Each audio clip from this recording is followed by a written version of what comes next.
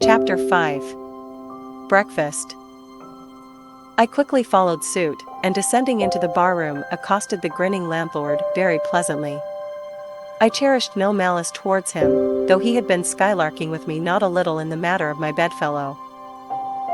However, a good laugh is a mighty good thing, and rather too scarce a good thing, the more's the pity. So, if any one man, in his own proper person, affords stuff for a good joke to anybody, let him not be backward, but let him cheerfully allow himself to spend and be spent in that way. And the man that has anything bountifully laughable about him, be sure there is more in that man than you perhaps think for. The barroom was now full of the boarders who had been dropping in the night previous, and whom I had not as yet had a good look at. They were nearly all whalemen, chief mates, and second mates, and third mates, and sea carpenters, and sea coopers, and sea blacksmiths, and harpooneers, and ship keepers, a brown and brawny company, with bosky beards, and unshorn, shaggy set, all wearing monkey jackets for morning gowns. You could pretty plainly tell how long each one had been ashore. This young fellow's healthy cheek is like a sun-toasted pear in hue, and would seem to smell almost as musky. He cannot have been 3 days landed from his Indian voyage. That man next him looks a few shades lighter, you might say a touch of satin wood is in him. In the complexion of a third still lingers a tropic tan, but slightly bleached withal, he doubtless has tarried whole weeks ashore. But who could show a cheek like Queequeg, which, barred with various tints, seemed like the Andes' western slope? To show forth in one array, contrasting climates, zone by zone. "Grub, ho," now cried the landlord, flinging open a door, and in we went to breakfast.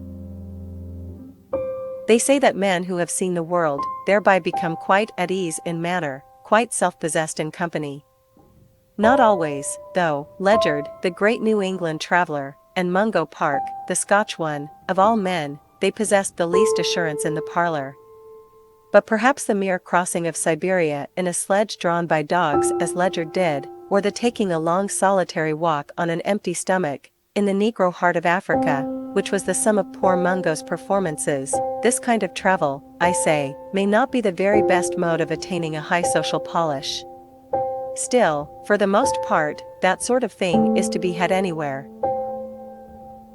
These reflections just here are occasioned by the circumstance that after we were all seated at the table, and I was preparing to hear some good stories about whaling, to my no small surprise, nearly every man maintained a profound silence.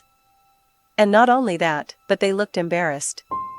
Yes, here were a set of sea dogs, many of whom without the slightest bashfulness had boarded great whales on the high seas, entire strangers to them, and duelled them dead without winking, and yet, here they sat at a social breakfast table, all of the same calling, all of kindred tastes, looking round as sheepishly at each other as though they had never been out of sight of some sheepfold among the green mountains. A curious sight, these bashful bears, these timid warrior whalemen. But as for Queequeg, why, Queequeg sat there among them, at the head of the table, too, it so chanced, as cool as an icicle. To be sure, I cannot say much for his breeding. His greatest admirer could not have cordially justified his bringing his harpoon into breakfast with him, and using it there without ceremony, reaching over the table with it, to the imminent jeopardy of many heads, and grappling the beefsteaks towards him. But that was certainly very coolly done by him, and every one knows that in most people's estimation, to do anything coolly is to do it genteelly. We will not speak of all Queequeg's peculiarities here, how he eschewed coffee and hot rolls, and applied his undivided attention to beefsteaks, done rare. Enough, that when breakfast was over he withdrew like the rest into the public room, lighted his tomahawk pipe, and was sitting there quietly digesting and smoking with his inseparable hat on, when I sallied out for a stroll.